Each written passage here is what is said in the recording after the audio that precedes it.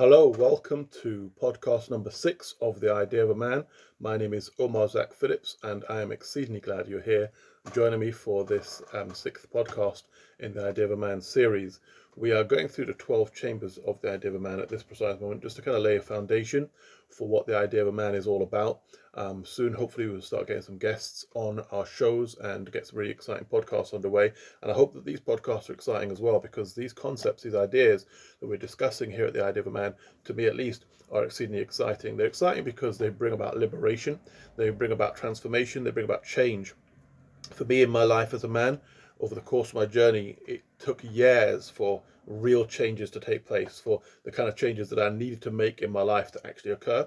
Now, this is not to say, and we're just going to apologize, I will be dabbing my head from time to time and just eliminating some of the sweat because it is really hot here in England right now. So do forgive me, please don't take offense at my dabbing. But to change can be real difficult for us as human beings, as people, and as men, change can be difficult as well, and it has its own implications to us.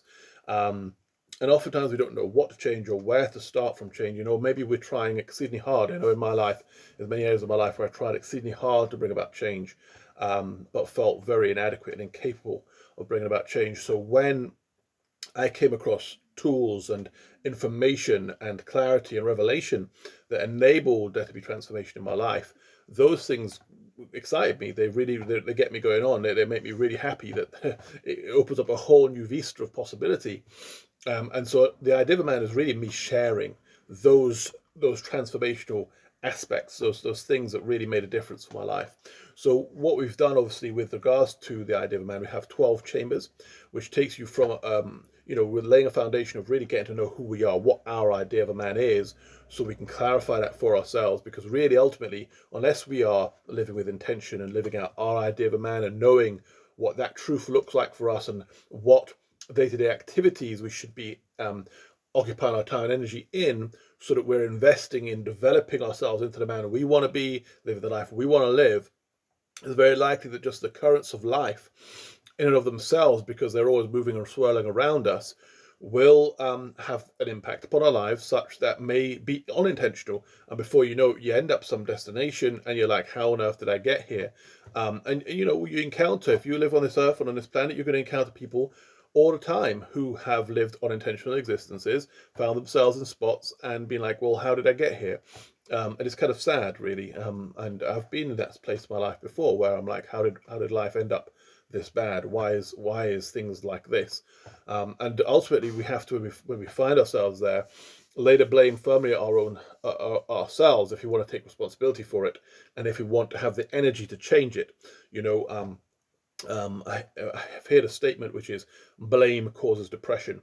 When you look outside yourself and you find somebody to blame for where you find yourself, it might feel good for a moment, like it's one of those temporary highs. It's like, okay, I can shirk the responsibility of this pressure.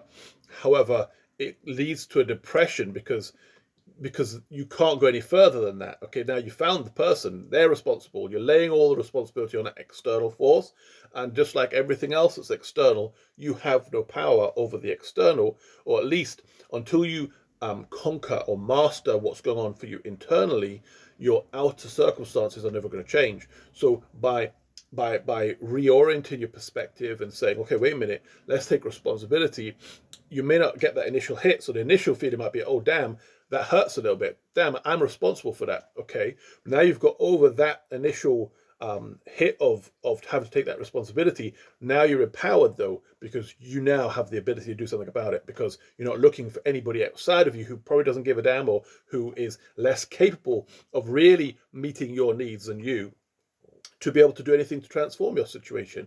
So here we are taking responsibility, and now we're steering our ship, and we're saying, okay, wait a minute, what is my idea of a man? What's the direction I want to steer this ship? How do I want to master my life, my existence, to live out the life that I want to live on this earth to the best of my ability, so I'm not comparing myself against anybody else, but against my own potential, against what's possible for me. And I'm going to see that realized one step at a time, not putting pressure on ourselves, not beating ourselves up, not finding another sort of system or structure to kind of, make life untenable, but rather to infuse with the immensity of possibility, with the actual motivation to get from our point A, where we currently find ourselves, to the point B of our desired destination, with a great sense of excitement, purpose, and reason. And in that, we laid the foundation of the first three podcasts we did was the who am I, where do I fit, and how do I go from survival into thrival. So we did those podcasts. So if you haven't have had a chance to listen to them, please go back, check them out. I hope that they will help you on your journey. As we say, it's laying that foundation, and from there we launch into getting real practical with it. So we've done that ascertaining, that who am I, we've asked those questions, and the next step is to get practical and look at like business. Okay, so kind of jump straight into kind of business, right? The marketplace. How do I take this person I've discovered myself to be, and how do I monetize on that, so that I can actually fund this enterprise that is my life? How can I begin to do things that are going to be holistic to the reality of who I am, not just out in the field, because what we talked about, we talked about like where do I fit really as well, that we start to put ourselves in a career, in a way of working day to day, which is really how we spend our time, in such a way that it's productive, it's actually leading us to where we want to be. And again, that takes us from the survival into thrival mode. So therefore, we look at business from that perspective, how wherever I am, whether I'm employed currently, whether I'm at the edge of an investor, whatever on the strata you find yourself in, we are now looking at making your work in the field practical, so you can get back to yourself what it is you're actually after on a day-to-day basis. To facilitate that and take that deeper, we looked at the kind of the elephant in the room, I suppose, which is finances. And in the idea of a man, all these individual key chambers, which are the 12 chambers of the idea of a man, are subjects we're going to explore deeper and deeper. We're going to be making articles on these, doing research on these. Myself personally, I'm going to seek to become like a subject matter expert on simply these 12 chambers. That's kind of my mission for the next several years of my life, is to know more about these, so that in my work, in my coaching practice, everything that I'm doing here at the idea of a man, I can assist us as men to develop ourselves in these areas. We can know more about business, about finances, and the subject we're going to talk about here today, which is chamber number 6, which is recreation. Because all work and no play makes Jack a dull boy, they say. So, and that's true, right? We look at our lives, and if everything we're engaged in is just all the serious stuff, then life can just feel serious. It can feel weighty and heady, and sometimes it needs to be more than that. Sometimes life has to have some dimensions to it, which actually are fun and enjoyable, because we all want some fun and enjoyment in life, even as grown-ass adults. In fact, the reality of the inner child within us as human beings, and we often as men get accused of being just big children and stuff, and there's validity to that. But often as men as well, we get so caught in the world of the serious, and so stuck in doing so much serious stuff, that in fact we don't pay much attention to the fact that there is an inner child within us who genuinely, holistically needs some enjoyment, some fun, some quality of life, to in fact make life just tenable, just something that can be appreciated. And invariably, and this is where things can go wrong for us, where negative behaviors and destructive habits can come into play when these areas are not done intentionally, when they're ignored, is when we don't parent our inner child, as it were, and our inner child goes off in its tangents, and it's just like things leak out of the sides because we suppress the actual reality of who we are as people, because we're integrated beings, okay, whether we acknowledge it or not. Within us, all these things are happening. The need for some recreation, the need for some respite, the need for some time to chill, the need for some hilarity. If that's not done intentionally, and if it's not kind of aiding our idea of a man and helping us build the structure that we're building, as in the edifice of our idea of a man as we've discovered it to be, and our inner child is just off on a tangent, stuffing his face with too much food, finding some anodyne, some drug, some thing to release the pressure, finding some illicit activity, some pornography, some other kind of thing to try to take the edge off life. When we find ourselves doing those things, all of a sudden we find ourselves in the soul traps that this world has set up for unintentional living men, for men who are on this earth, who are just in the ebb and flow of life and letting it swirl around us, who are too preoccupied perhaps with earning a living, with meeting all the obligations and responsibilities that we've amassed, because we do that because we're trying to be responsible, we're trying to do all the things we're supposed to do, rather than the things we are here to do or that we want to do. We don't necessarily feel that sense of autonomy, that sense of choice, that sense of, you know what, you can live a life that's carved out for you. You can actually live the life you want to live. Life can be something that's much more. Life doesn't have to just happen to you. Life could be something that you are carving, that you are forging, that you are making for yourself. But that happens with that word we've been saying several times across this podcast so far, intentionality. When we live more intentionally, everything changes. So in the concept of recreation, let's get into it. That's what it's all about. So we've talked about business, we've talked about finances. When you're in the field and doing all the things that you do, hopefully it's so that you can create more moments where, say, you and your beloved gets a chance to kind of just take some downtime together, where you and, say, your family get to have some special moments where you can just have some fun, where you as a unique individual just on your own get to do some stuff to yourself, for yourself, with yourself, that just helps you put yourself back together. It's hidden in the word recreation, recreation. You get to kind of recreate yourself. And the idea of man is all about that recreation. It's about you recreating yourself, not into the thing that you are being asked to be from any external forces, but in fact recreating yourself into the idea of a man that you've concluded is the idea that you want to build, that you are, from when you've stripped back the onion, you've peeled it back, and you've seen your truth, you've identified what you're into, what makes you tick. This thing over here makes one brother tick, this thing over here makes another brother tick. We're all unique individuals, but knowing your thing, knowing what works for you is key to this.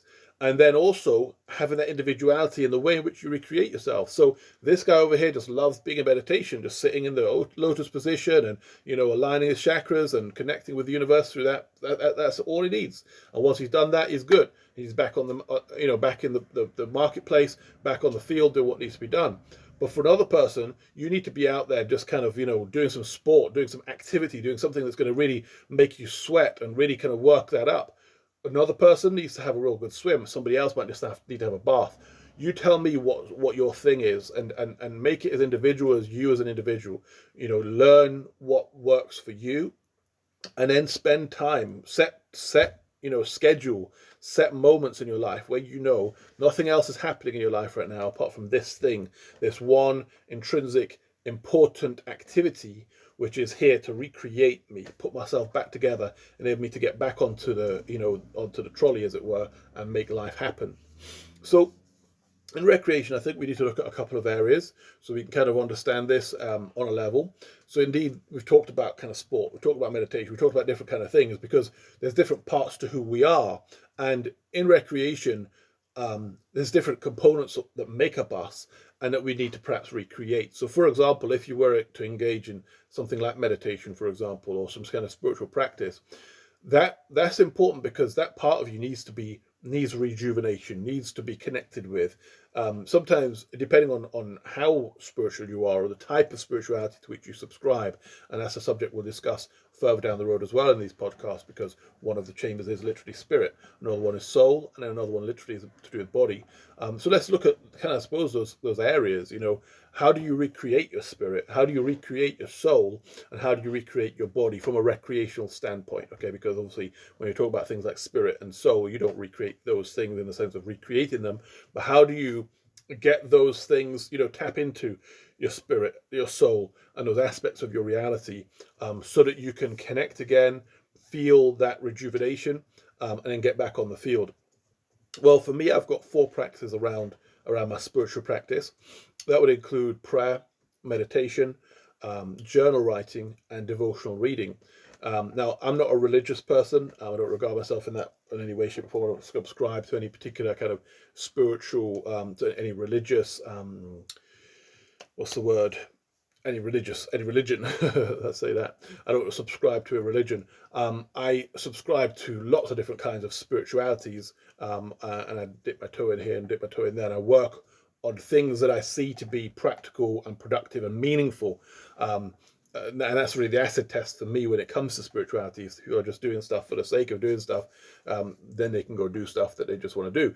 But for me, I try to find things that are going to enhance my life, that resonate to me as a point of truth, and in that I have specific practices. So for me, I believe that the universe is not just mindless and just happenstance or just some kind of scientific anomaly. I do believe that there's a purpose and something more behind us being here, and I get to connect with that through meditation and through prayer.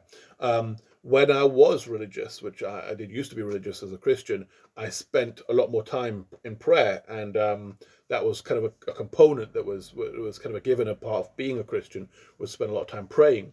Now, I don't pray the way I used to pray, where I was supplicating and praying and repenting and all the different things that I used to do in that process. However, I find, additional to, say, my simple meditation practice, for me, I also find it useful to sometimes or make audible some of the thoughts that are going through my head, and to connect with what I call source, to connect with the universe, to say my intentions, my desires, my hopes, my aspirations, and to just put them out there, just to put them out there with a faith, with a confidence, with a boldness, with a recognition that in my life I've been helped from those external potent powers, and also internal. Let's acknowledge it for what it is, because the truth be told, there is no separation. So when I understand these things from a spiritual perspective, spirit literally infuses everything that is. When we're talking about the source, we're talking about the universe. I'm part of the universe, therefore there is no separation. There's no kind of out there. It's not some God in the heavens. It's the God in me. It's the divinity within me that I'm connecting with, as much as that which is outside and external and all around. So therefore, when I pray, I'm praying to all that is in that regard, and there is no separation. So really, as I recognize the divinity within me, and I look at, say, a scripture verse like "You are God's," I recognize that that's true, because there's no separation between me and God. We are all God, and that connection enables me to talk to that. As in, that's how I, in the physical dimension, 3D dimension, do what I do. Like, if I want to get something from my wife, I would talk to her, I would ask her a question. So therefore, if I'm seeking to interact with spirit, I can talk to it, just begin to open my mouth and verbalize what's on my heart. And it's a beautiful experience. It's a beautiful, powerful thing to do. Additionally, meditation is a really powerful practice, and the reason why I find that powerful for myself is because it does several things. One, it helps to relax everything. If, say, you've had a busy day, you've been running around all day doing all the things you do, and for me, I often meditate at the end of my day. I come to the end of everything, and I get on my bed and I sit down, I get myself into my position, and I begin to just breathe, and I begin to close my eyes and focus. And in that moment, you could tangibly feel all the chemicals that have been kind of racing through my body throughout the day just begin to settle, just begin to just begin to kind of come down, and just begin to get into a more relaxed space. And in that, there's a tremendous health benefit, I believe. Mentally and emotionally, it just begins to bring centering to me as an individual. Okay, here I am in this space and time right now, and this is reality. And then I begin to picture, say, the cross. And when I say the cross, I don't mean that, again, in a religious context whatsoever. I mean it in the sense of the cross between life at its beginning, if there ever was one, to its end, which there probably is none. Just that continual ongoing cycle of beginning to end, the long cycle of life, and my current place and station in that. And then my connection between everything that is above and then everything that is below. So recognizing that I'm a part of the universe, I'm connected to the earth, I'm connected to the sky, I'm connected to all that is. There's no separation. I'm a part of it all. And also that my life is on a timeline, at least in this dimension, which I'm a part of. And so recognizing that, and then just beginning to focus my mind on that. Also, I find it really lovely as I begin to do my breathing and breathe full into my belly, and then up into letting it fill my head right down to the bottom of my base chakra, just filling that whole kind of space. Now, we do this imaginationally, because obviously our lungs are however deep they go in our chest to our our belly, whatever. So it's the thought that is going all the way down. You can breathe like into your toes, you can breathe to the top of your head, and obviously it's the thought that's doing it. But it's in thinking like that you fill your lungs, and in filling your lungs, your somatics, your physicality, your body begins to change its composition, the way it feels inside, and you connect with yourself. You begin to connect deeply with what you are, and that connection is very beautiful and refreshing and recreating and healing. So at that moment, and I begin to survey, life, I could also stop and just sit in the presence of the divine, recognize the divine is in me and all around me. I can sit and just acknowledge that reality and let all other thoughts just fade away, and just acknowledge that the divine is right here. And sometimes I might sit for just 10 minutes, 5 minutes, or 20 minutes, just in the recognition that divinity is here all around me. And in that space, I can begin to listen.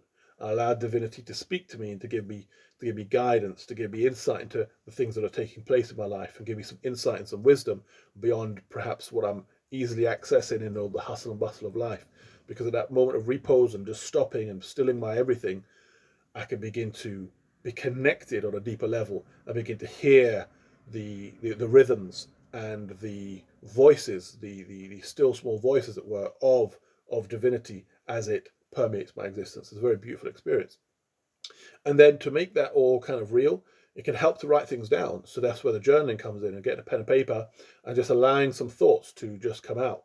I came across the work of the book called The Artist's Way, Julia Cameron, recently, and that was very helpful because I agree with a lot of the principles in there from a perspective of that connecting to soul as a creative person and allowing that that creativity to come out from us.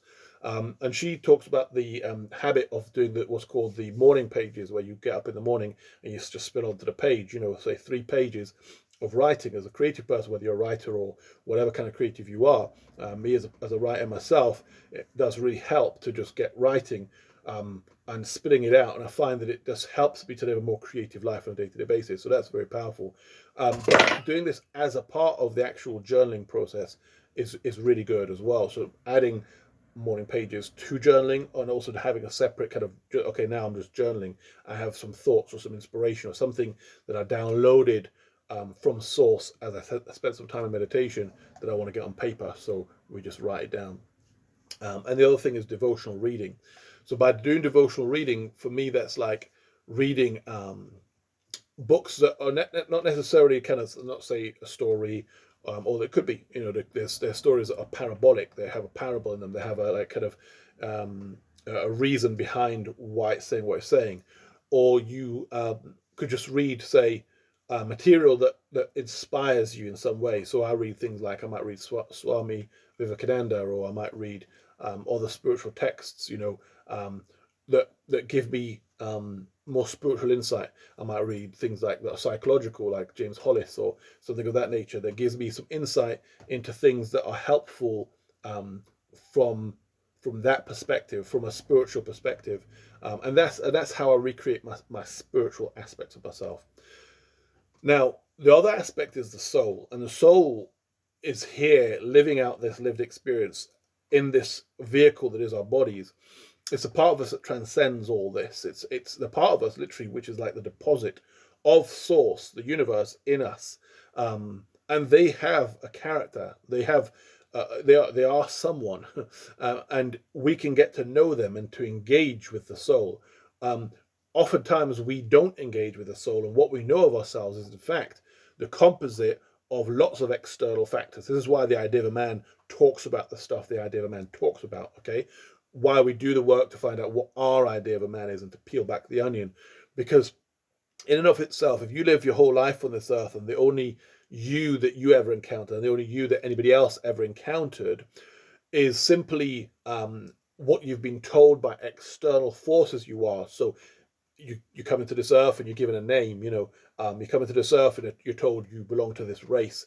You come into this earth and you're told, okay, this is the geographical location that you come from, and you allow all these things to begin to characterize who you are. So as we begin to get to know, oh yeah, okay, you're from such and such, so therefore you eat this, or you do this, or you live like this, you think like this. We have, as you meet different kinds of people, you kind of make assumptions about people, and you do this.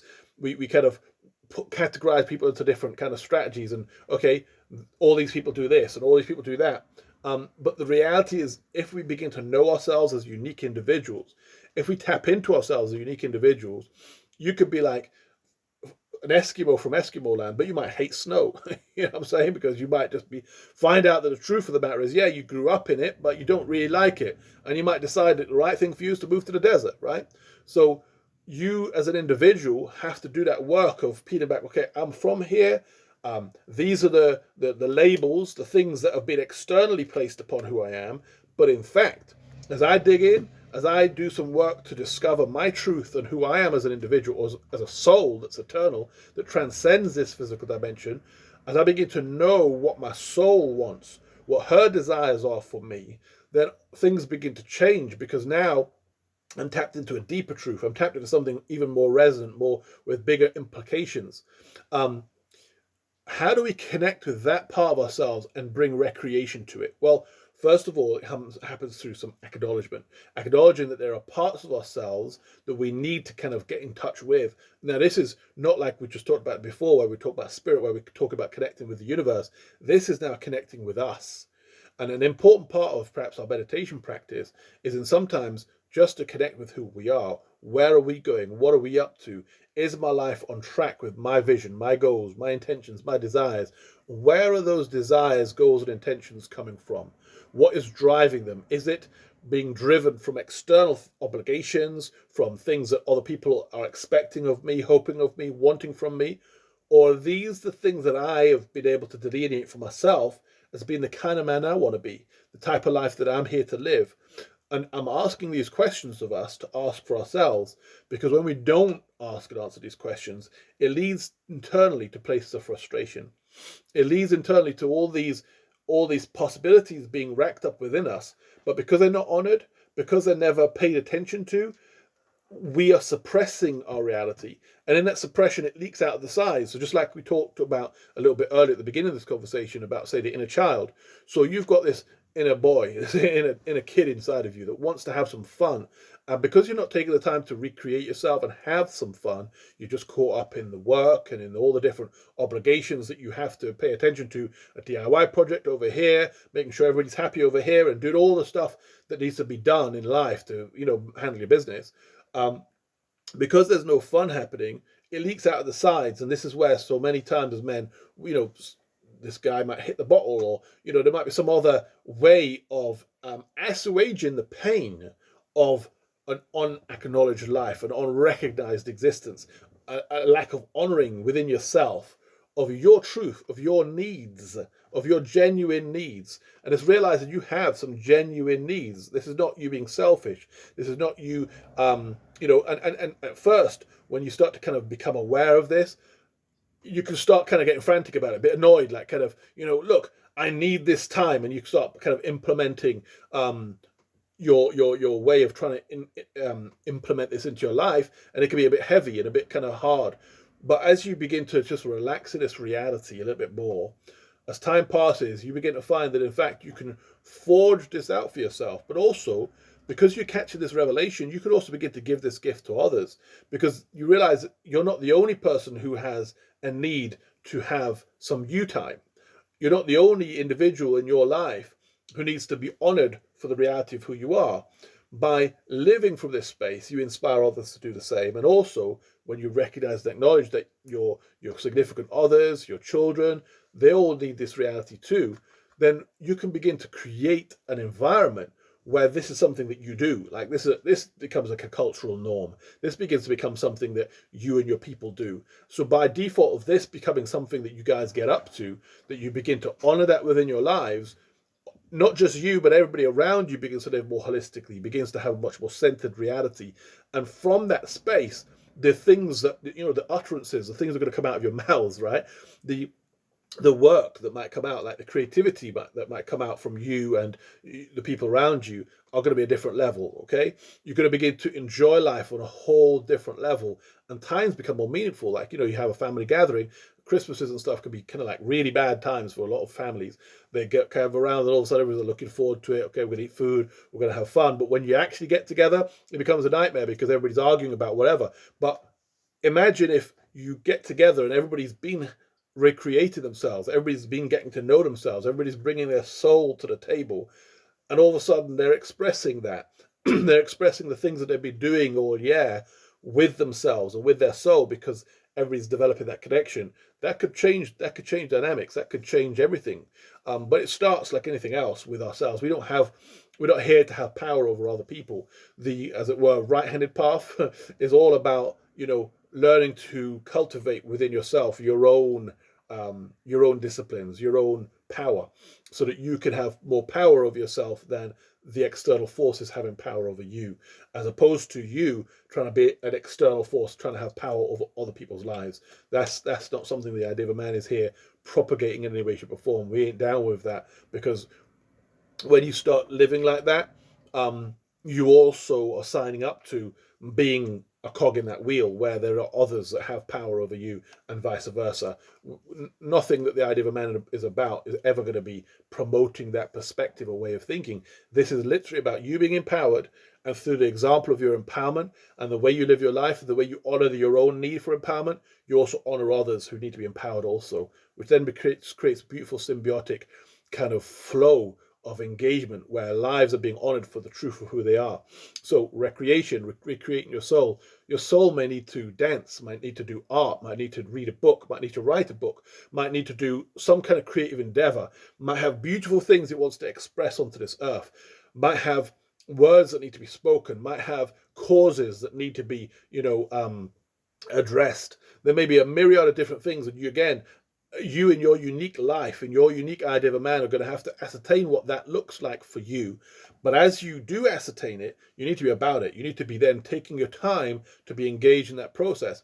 And if a lot of what your soul is here to do is work, oftentimes that work may feel like as if it isn't work. It's almost like it's play. When you hear people talk from a perspective they're doing their thing, they're living their calling, that can be so all encompassing and so enjoyable to that person that in fact they spend so much time doing that they kind of lose track of, say, other things. They're always in flow, and that's a beautiful, beautiful thing. But often, if that's the case, still people in that space often need to take time to recreate themselves, and to take time to not allow themselves to be burnt out in that process, but to honor the fact that we are holistic beings. We need to take some time to just have a relaxation, have a bath, have just a moment. When I say have a bath in the context of recreation, we're not just talking about, say, just quickly bathing your skin and get out there and get on to the next thing. I'm talking about, say, maybe what we might classify as a spiritual bath, or like just a moment of stopping and reposing and just saying, I'm going to lie in this bath for 10 minutes before I even do anything.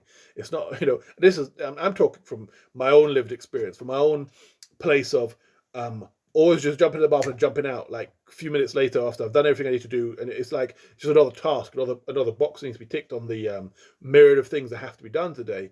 Whereas actually, when I stop and again let all the energies and chemicals within my being just settle in that water and just breathe, everything can take on a whole new perspective for a few moments. That change in my physiology, that transformation in how I'm showing up to myself and in my day-to-day life begins to feel very, very different. And all of a sudden now, my communication can be different. I can come from a different place because I've taken a bit of a moment to nurture myself, to recreate myself, to love myself, look after myself, and be a parent to my inner child, to those parts of myself, those softer, younger parts of me that just need some attention and need some love and need to know that I'm not out here just being driven moment by moment, day by day to make money, to make an impact, to be living a powerful life, to be, all the things that we have to be. I'm actually out here living a life that's a life, like that I'm actually paying attention to the rhythms of existence, to the ebb and flow of life. I'm paying attention to the moods and moments. I'm breathing in the essences of what existence is all about. I'm enjoying the fabric of life. There is a fabric to life. Life has so many moving moments, and so many things get missed when we are caught up in the busyness and in the business of business and in the important things that need to be done. And we're not taking away from any of those importances. They are all important. However, without taking the time to stop and take repose and do things that are meaningful, we can miss the whole thing. So for my soul and paying attention to that part of myself and recreating it, I seek to connect with that part of myself, seek to spend some time alone, get to know who I am, get to express the things that she wants to express through me, through, say, some art, through something creative, through doing something that enables me to simply be the fullness of all that is within me, the energy that's within my existence. Allow it to have an outlet, and now allow it to be an engaging process. Allow it to be something that I do with intention, so I can know myself more, and so they can know me, and I can know them, and we can know the truth of what Omar Zach Phillips really is. And I cannot. That's not just a concept, a vague concept, a kind of an idea, but it becomes actually a lived experience. It becomes a reality of what is actually happening in my life day to day. Lastly, and this is something that I certainly have to pay a lot more attention to, and that's the area of the body. So recreating ourselves in the area of the body is of such great importance for two levels. Well, one, our lived experience day to day, if we are not paying attention to or looking after our physical bodies, is going to be impacted adversely, because our bodies, they get old, they get tired, and if they're not regularly being sustained through exercise, diet, sleep, and self-care, things begin to fall apart. And it behooves us to begin to pay attention to what's happening with our physicality, with our physical bodies, to love ourselves enough to pay attention to those aspects of ourselves and say, I'm worth it. I'm worth investing in my physical being, whether that be through exercise, whether it be paying attention to my diet, not saying I'll just eat every scrap of nonsense that I could possibly get my hands on, or paying attention to how we sleep. In my own life recently, I've had to pay a lot more attention to that.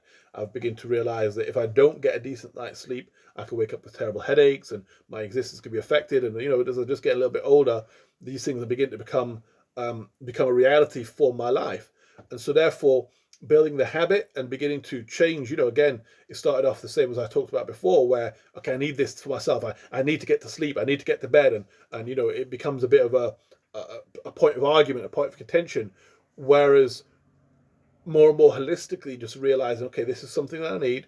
I need to find effective ways of communicating my needs, and also offsetting that by helping to meet the needs of others. Okay, this is not all about me. This is about how can I meet your needs and you can meet mine, or you can give me the space that I can meet my own needs, or things of that kind. So communication is a really key thing, and we're going to talk about that in the next podcast, which actually we're going to be delving into the area of relationships. But as we understand those things more, and we say, okay, well, this is what I really need. I need to be getting a good night's sleep so I can sleep out these 9 hours completely undisturbed, completely, able to recharge our batteries. This part of recreating ourselves infuses us with the potency and the power to be able to do the things we need to do. And it's a huge area for some of us. For others of us, it's not such a big area. And again, you have to be true to who you are. My wife, for example, doesn't require the kind of sleep that I need. It's just not part of her lived experience. She's just not having that experience. And that's an amazing thing. It's inspiring, but I can't follow that inspiration, because that would be to not pay attention to the reality of what's happening for me. So again, by being honest with ourselves, okay, this is why my body works. This is the things that I need. For some of us, we can eat certain stuff, and for others, we can't. Some of us can eat dairy, some of us can't. Some of us can eat lots of bread and wheat and stuff, and others can't. What works for you on a dietary perspective? What do you want to eat? So for example, I mean, you look at something like bread. Okay, so nowadays you've got all this gluten-free bread, because a lot of people they love bread and stuff, they love all those kind of things, but they realize they can't eat them because when they do, it affects their body adversely. So then they start creating innovative ways of having their bread or having their cake and eating it, right? So you might have to look in your own life for saying, okay, well, I like food like this, but the truth be told, it's not doing to our body what I want it to do. Well, maybe there's an innovative way you could really think about how you could cook up the thing that makes you happy about your bad self, but is not going to affect you adversely in the same way. And in other areas of life, you're going to have to cut some stuff out. You're going to have to be honest and say, what, this is not doing me any good. I'm going to have to begin to at least either reduce it considerably, or maybe just stop doing it altogether. For me, I had to reduce coffee, a great deal. And I like coffee. I used to be a kind of person who would be literally drinking coffee all day long, 10 cups of coffee a day. And there came a point in my sort of mid-30s, late 30s, where I realized that wasn't going to do me much good. And so although I continued to drink probably more coffee than I should. I definitely reduced it, and little by little I got to the point whereby now if I have a coffee a week or a couple of months, then I'm good. I'm happy. I'm like, okay, I enjoyed it. I make that one coffee or two coffees I have a moment where I enjoy that thing, and I just relax and enjoy that moment, and I make it special. Um, so we have to think about our bodies and understand our bodies and know that the investment of time and energy and effort into our bodies is gonna pay us dividends. It's gonna give us a good return on our investment. And also remembering that this body is the vehicle through which our soul is traveling through this dimension, this 3D dimension, this eternal soul that has chose to exist here in us, in you and me, right? The individual soul that you have and I have, which actually is not individual because it's connected to the source. So it's just source differentiating itself through the twist of the kaleidoscope and the individual unique beings that we all are. Um, as soul inhabits this body, we're sending back our lived experience to source. Okay, source. Let's picture it like if it's like a brain in a head. Okay, the brain in the head is inside the skull. It can't see what's going on apart from the fact it has eyes. It can't hear what's going on apart from the fact it has ears. It can't smell what's going on apart from the fact it has a nose, and it can't express what's going on apart from the fact it has a mouth. So by default, and also taste buds. Okay, so it can also taste what's going on. So by these external components to the brain is able to receive back communications of what's going on, and this is how it sees and knows and experiences the world around it. So if you think of like source, it's created or allowed to be millions upon millions of different feedback loops through the channels of existence, through the trees of life, and the expansive nature of the existences that are here right now and have been and are yet to be, that are living out their lives, and they are feeding back to source their lived experiences. Now, you can either just exist, or you could live with intention and acknowledgement of what your existence is. And when you realize that you're feeding back to source, to prime source, to all that is, like a brain, like an eye feeding back to the brain, it gives your life a certain sense of purpose and meaning. Again, at this point, when we take away and snap aside all like kind of additional religious notions, and you realize that your life is a gift, that your life is a beautiful unfolding, like a flower unfolding at the top of a stalk in a field. Okay, your life's unfolding. The beauty of your existence, the uniqueness of your existence, your unique thoughts, your unique conclusions, your unique truths, your unique realities. The more you invest in, and your kind of your values judgment, or should I say your morality judgment, and your conscience can be more based upon: is this good for me? Is this good for those around me? Is this helpful? Is this enable me to discover and to realize my idea of a man? Rather than having to kind of stress ourselves out with too many other conclusions based upon other stuff, we can actually just consider, if I'm a unique individual experiencing a unique life, how do I do that with an honesty, with a truth, and with a grace, by honoring that, by paying attention to that, by letting that flow out of me.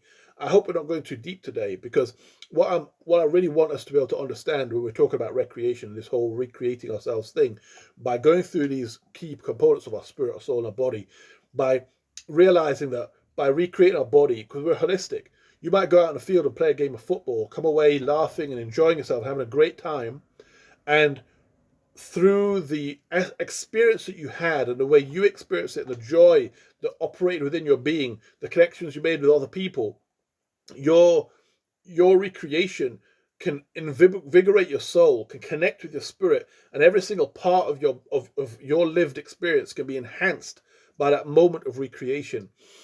You sitting in meditation and connecting with the universe and connect with all that is, with your past, your future, and on all that is, with the that which is above and that which is below, that part of you can enable you to have a deeper perspective on all that life is for you, upon all that life has potentials of being for you. It can give you that eternal perspective. It can make you realize that you're not out here on your own.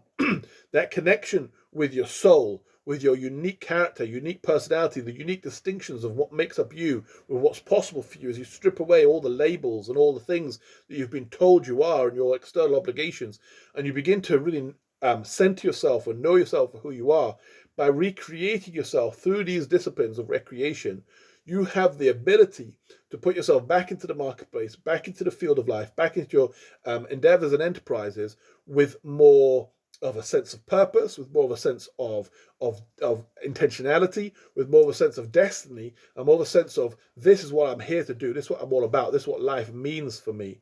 And I do believe that as men, if we'll, rather than aiming for nothing and hitting it every time, if we will have a sense of purpose and have something we're aiming for and live intentionally driven towards that North Star, that so many of the issues that we face, so many addictions, the negative behaviors, the destructive patterns that are kind of endemic of the quote unquote toxic male begin to just fall away from who we are. It no longer is characteristic of what it is to be a man anymore. But now the unique ideas of men that all of us as men begin to form for ourselves as we live in truth and in honoring of those truths, a whole different picture begins to emerge. And so this is what the idea of a man is literally all about. This is the message that I feel kind of, what's it called, downloaded into my being, that I'm delivering out to the world. This has come through my own moments of meditation, through my own connection with Source, my own times of repose, my own times of journaling, through devotional things that I read and the things that have helped to spark my inspiration, give me a deeper picture of what life's all about, what the possibilities are. And so I hope that by me conveying these things to you, bro, that you're able to just connect deeper with yourself and to know that you're an amazing person. You have a beautiful reason for being here that transcends any external pressure, religious obligation, familial obligation, societal obligation. You can know something for yourself that is bigger than that is more than that, more important than that. And that by living from that space and from that place, your idea of a man can impact this world in a positive, meaningful, and vibrant and beautiful way, and we'll all be better for it as a result. So with those words, I'm signing out as the idea of a man for podcast number 6. Podcast number 7 is going to be coming up soon, and we will be talking about relationships, because surely probably all of life is about relationships, and how we realize and live out our idea of a man is going to impact those most near and dear to us considerably. And in the place of the intimate relationship is one of the areas of our life that our lack of self-knowledge is going to affect that in a certain way, but our capacity to actually take the time to get to know ourselves and to be ourselves, to live from that space, is going to have a tremendous, meaningful and positive impact upon those most near and dear to us as well. So from that perspective, do look forward to that podcast and enjoy it when you get a chance, share and like it, and have an amazing rest of the week. Until then, thank you.